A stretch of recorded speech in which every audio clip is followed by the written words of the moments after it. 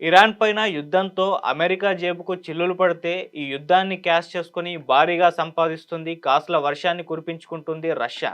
So, అలా ఒకవైపు America తన జేబుకు చిల్లులు పెట్టుకుంటుంది. మరోవైపు రష్యా తన జేబుల్లోనే కాసుల వర్షాన్ని కురిపించుకుంటుంది. సో, ఈ యుద్ధం కారణంగా ఇలా 2 అగ్రదేశాలు ఇటువంటి పరిస్థితుల్లో అయితే ఉన్నాయి. సో, మరి యుద్ధం కారణంగా ఇప్పటివరకు అమెరికా ఎంత నష్టపోయింది? రష్యా ఎంత సంపాదించింది? అనేది ఒకసారి కంప్లీట్‌గా దీనికి సంబంధించి చూద్దాం. అంటే యుద్ధం అనేది రష్యాకి ఏ విధంగా హెల్ప్ అయింది? అమెరికాని ఏ విధంగా దెబ్బ కొట్టిందనేది ఒకసారి దీనికి సంబంధించి అయితే డిస్కస్ చేద్దాం. సో, ఇరాన్‌తో యుద్ధం అనేది స్టార్ట్ అయ్యి దాదాపు 2 వారాలైతే అవుతుంది. అటు ఇజ్రాయెల్ అండ్ అమెరికా ఈ 2 కూడా సంయుక్తంగా కలిసి ఇరాన్ మీద భీకరంగా దాడులు చేస్తుంది. సో, ఆ దాడుల్లో మొదటి రోజులోనే కొద్ది గంటల్లోనే ఇరాన్ సుప్రీం లీడర్ ఖమేనీని కూడా చంపేయగలిగింది. సో, ఆ తర్వాత జరిగిన పరిణామాలు మనం చూస్తున్నాం. ఎక్కడా కూడా అమెరికా, ఇజ్రాయెల్ తగ్గట్లేదు. వాళ్ళు ఇరాన్‌ని పూర్తి స్థాయిలో తమ కంట్రోల్‌లో పెట్టుకోవడానికి ప్రయత్నాలు చేస్తూ ఉన్నారు. అంటే మొదట్లోనే చెప్పేశారు ట్రంప్ ఆహ్, మా లక్ష్యాలున్నాయి. ఆ లక్ష్యాలు నెరవేరేంత వరకు మేము ఈ యుద్ధాన్ని కంటిన్యూ చేస్తామని చెప్పారు. వాళ్ళ లక్ష్యం అంటే ఏం లేదు. ఇరాన్‌ని తన కంట్రోల్‌లో పెట్టుకోవడానికి ఈ యుద్ధం అనేది చెప్పుకోవాలి. సో, ఇరాన్ పూర్తి స్థాయిలో తన కంట్రోల్‌లోకొచ్చేయాలి. అక్కడ సుప్రీం లీడర్ ఎవరైతే ఉంటారో ఇప్పుడు ఖమేనీ చనిపోయిన తర్వాత వాళ్ళని తానే నియమించాలి. తను చెప్పిన వ్యక్తి మాత్రమే సుప్రీం లీడర్‌గా ఉండాలి. ఆ చెప్పిన వ్యక్తి సుప్రీం లీడర్‌గా ఉన్న వ్యక్తి తన కంట్రోల్‌లోనే ఉండాలి అని ఒక ప్రయత్నం. సో, మొత్తం ఇరాన్‌ని తన కంట్రోల్‌లో పెట్టుకోవాలని చెప్పేసి ట్రంప్ ప్రయత్నం. ఈ విధంగా చాలా దేశాల మీద ఇటువంటి ప్రయత్నాలే ఇప్పుడు ట్రంప్ చేస్తున్న విషయం మనకు తెలిసిందే. ఆల్రెడీ వెనిజులా అధ్యక్షుడు మదురోని వాళ్ళ దేశంపైకెళ్ళి దాడి చేసి అతన్ని బంధించైతే తీసుకెళ్ళిపోయారు. మొత్తం వెనిజులాని ఇప్పుడు తన కంట్రోల్‌లో పెట్టుకున్నాడు. అలాగే గ్రీన్‌లాండ్‌ని చేసే ప్రయత్నం చేశారు. ఇప్పుడు ఇరాన్ తర్వాత క్యూబా అంటున్నాడు. గతంలో ఇరాక్ అన్నాడు. ఇలా చాలా దేశాలని తన కంట్రోల్‌లో పెట్టుకోవడానికైతే ట్రంప్ విశ్వ ప్రయత్నాలు చేస్తున్నారు. అందులో భాగంగానే ఇజ్రాయెల్‌తో కలిసి ఇప్పుడు ఇరాన్ మీద దాడులైతే చేశారు. అంటే ఇజ్రాయెల్‌కి వేరే మోటివ్స్ ఉన్నాయి. సో, ఇరాన్ అనేది ఉండకూడదు. ఇరాన్ అణ్వాయుధ దేశంగా ఉండకూడదు. ఒకవేళ ఇరాన్‌లో అణ్వాయుధ దేశంగా అయితే ఇరాన్‌లో అణ్వాయుధాలు తయారైతే వాళ్ళు ఫస్ట్ టార్గెట్ చేసేది ఇజ్రాయెల్‌నే అని చెప్పేసి ఆహ్, ఇజ్రాయెల్ భావించి ఈ విధంగా తో కలిసి ఈ విధంగా దాడులైతే చేయించి ఇరాన్‌ని పూర్తి స్థాయిలో డ్యామేజ్ చేసేయాలన్న ఒక లక్ష్యంతో అయితే ముందుకు వెళ్తుంది. అలా Israel and Iran America, Israel and America ఈ 2 కలిసి కూడా దాడులైతే భీకరంగా చేస్తున్న సందర్భాలు మనం చూస్తున్నాం. అయితే ఈ యుద్ధం ఎప్పుడు ఆగిపోతుందా అనేది ఒక బిగ్ క్వెషన్ మార్క్ అని చెప్పుకోవాలి. అటేమో ట్రంప్ 4 వారాల పాటు యుద్ధం కంటిన్యూ అవుతుంది. మా లక్ష్యాలు అప్పటి వరకే నెరవేరుతాయని చెప్పేసి అని అంటున్నాడు. కాకపోతే ఆయన లక్ష్యాలు ఇప్పుడు నెరవేరే పరిస్థితి అయితే లేదు. అక్కడ ఇరాన్ ఏమాత్రం తగ్గడం లేదు. వాళ్ళు భీకరంగా దాడులు చేసేస్తున్నారు. అమెరికాకు చెందిన షిప్పుల్ని పేల్చేస్తున్నారు. విమానాల్ని పేల్చేస్తున్నారు. అమెరికా ఆహ్, బేస్ క్యాంపులున్న గల్ఫ్ దేశాల మీద విపరీతంగా దాడులు చేసేస్తున్నారు.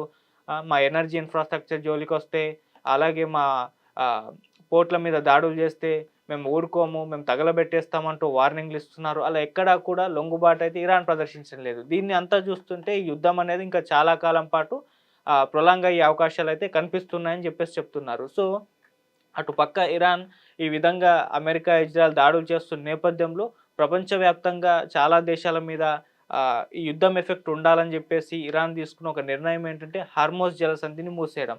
సో, హార్మోజ్ జలసంధిని మూసేయడం వలన క్రూడ్ ఆయిల్‌కి సంబంధించిన అంటే మొత్తం చమురుకు సంబంధించి చాలా దేశాలు ఈ ఈ హార్మోజ్ జలసంధి ద్వారానే ఆహ్, సరఫరా అయితే చేసుకుంటాయి. దిగుమతి చేసుకుంటాయి. సో, ఈ హర్మోజ్ జలసంధి మూసేస్తే చాలా మట్టుకు ఆయిల్ అనేది చాలా దేశాలకు ఆగిపోతుంది.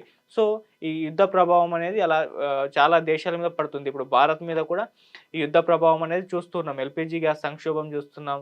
ఫ్యూచర్‌లో పెట్రోల్, డీజిల్ వీటి ధరలు పెరిగే అవకాశం ఉంది. వాటి సంక్షోభం చూసే అవకాశం ఉందని కూడా చెప్తూ ఉన్నారు. అలా ప్రపంచంలో ఉన్న చాలా దేశాలనైతే ఇరాన్ ఈ విధంగా యుద్ధ ప్రభావానికి గురయ్యేలా అయితే చేస్తుంది. సో, ఈ యుద్ధం కారణంగా ఇప్పుడు ఎక్కువగా లాభపడింది రష్యా అని చెప్పుకోవాలి. అంటే ఇరాన్ తీసుకునే నిర్ణయం హార్మోజ్ జలసంధిని మూసేయడం, అక్కడి నుంచి ఈ క్రూడ్ ఆయిల్ అనేది మిగతా దేశాలకు సరఫరా కాకుండా చేయడం అనేది రష్యాకు బాగా కలిసొచ్చిందని చెప్పుకోవాలి. సో, ఒక పక్క రష్యా కూడా ఉక్రెయిన్‌తో యుద్ధంలో అయితే ఉంది మనకు తెలిసిందే. గత 4, 5 సంవత్సరాల నుంచి కూడా. అయితే ఇప్పుడు రష్యా ఈ యుద్ధాన్ని ఏ రకంగా క్యాష్ చేసుకుంది అనంటే, సో, క్రూడ్ ఆయిల్ రష్యా దగ్గర కూడా చాలా ఉంది కాబట్టి నిల్వలు. సో, ఇప్పుడు ప్రపంచ దేశాలకు ఎక్కడైతే క్రైసిస్ ఏర్పడిందో హర్మోజ్ జలసంధి ద్వారా తమకు రావాల్సిన క్రూడ్ ఆయిల్ ఆగిపోయిందో, సో, వాళ్ళేం చేస్తున్నారా మొత్తం ప్రత్యామ్నాయంగా రష్యాను చూడడం, రష్యా దగ్గర నుంచి క్రూడ్ ఆయిల్ దిగుమతి చేసుకోవడం అయితే చేస్తున్నారు.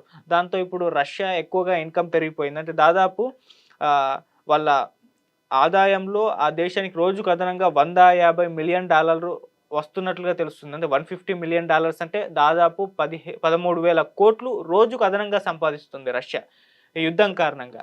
అలా ఈ మార్చి నెలాఖరుకల్లా ఈ సంక్షోభం వలన రష్యాకు ఎంత కలిసొస్తుందంటే అదనంగా దాదాపు బిలియన్ల డాలర్ వస్తుందని చెప్పేస్తుంది. అంటే దాదాపు ఇండియన్ కరెన్సీలో చెప్పుకోవాలంటే 46,000 కోట్లు ఈ మార్చి నెలాఖరులోగా సంపాదించుకుంటుంది అదనంగా. సో, ఈ స్థాయిలో అయితే రష్యా ఈ యుద్ధాన్ని క్యాష్ చేసుకొని క్రూడ్ ఆయిల్‌ని మిగతా దేశాలకు ఏవైతే క్రైసిస్ ఫేస్ చేస్తున్నాయో, యుద్ధ ప్రభావంగా ఇబ్బంది పడుతున్నాయో ఆ దేశాలకు సరఫరా చేసి ఈ యుద్ధం ద్వారా వాళ్ళు కాసుల వర్షాన్నయితే కురిపించుకుంటున్నారు.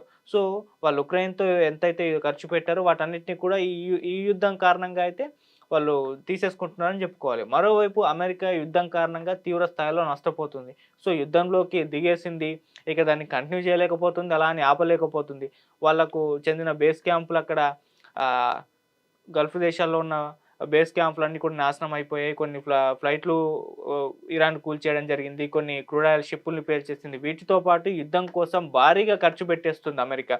ఏకంగా వారంలోనే $6 బిలియన్ ఖర్చు పెట్టినట్టుగా కూడా వార్తలొస్తున్నాయి. సో, అలా అమెరికా మొత్తం డబ్బును తీసుకొచ్చి ఇరాన్‌తో యుద్ధానికి ఖర్చు పెట్టేస్తుంటే, ఈ యుద్ధం కారణంగా అటు రష్యా దాన్ని క్యాష్ చేసుకొని డబ్బులు సంపాదించుకుంటుంది. సో, అలా 2 అగ్రదేశాల పరిస్థితులు ఇలా ఉన్నాయి. ఒకటేమో యుద్ధం కోసం విపరీతంగా ఖర్చులు పెట్టడం, మరో దేశం ఆ యుద్ధాన్ని క్యాష్ చేసుకొని విపరీతంగా సంపాదించుకోవడం. సో, ఇటువంటి పరిస్థితి అయితే చూస్తున్నాం 2 అగ్రదేశాల మధ్య.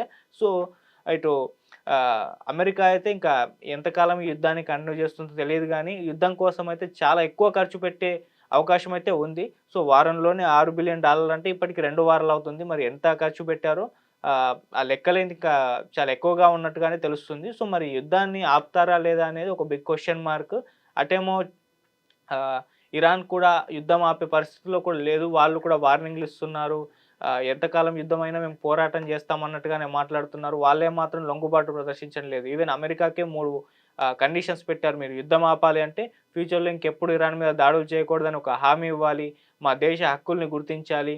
అలాగే ఇప్పటివరకు జరిగిన ఈ దాడికి పరిహారం చెల్లించాలని చెప్పేసి అలా 3 కండిషన్స్ కూడా పెట్టారు. ఆ కండిషన్స్‌కి ఓకే అయితేనే యుద్ధం ఆపుదాం అన్నట్టుగానే వాళ్ళు ఒక వార్నింగ్ ఇచ్చే సిట్యుయేషన్స్‌లో ఉండడం చూస్తున్నాం.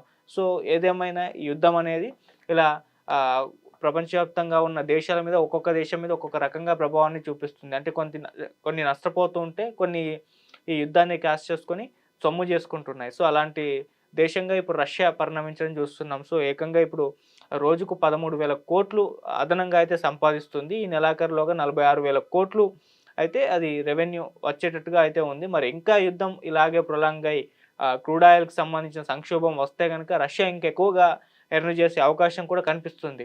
సో, మరి రష్యా సంబంధించి ఇలా ఈ యుద్ధం అయితే వాళ్ళకి కలిసొచ్చింది. అమెరికాకి మాత్రం సో, వాళ్ళ జేబుల నుంచి అయితే డబ్బులు పెడుతూ ఉన్నారు. మరి దీన్ని కూడా పరిగణలోకి తీసుకుంటారు. ఆల్రెడీ అమెరికా మీద ఇప్పుడు ఈ విమర్శలైతే ఉన్నాయి. చాలా ఖర్చు పెట్టేస్తున్నాడు ఈ యుద్ధం కోసం.